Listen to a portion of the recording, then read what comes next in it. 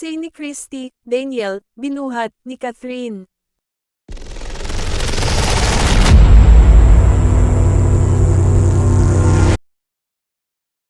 Napag-usapan ni na Christy Fermin at Romel Chica ang muling pagtatagpo ni na Daniel Padilla at Catherine Bernardo sa kasal ni Robbie Domingo. Ayon kay Romel, dapat ay magpartner ang Kathniel sa paglalakad sa altar pero hiniling ng aktres na huwag na lamang. Naging topic din nila sa Christy Fair Minute ang pag-okray ng mga netizen kay Daniel kabilang na ang new look nito na nagmukha raw tomboy.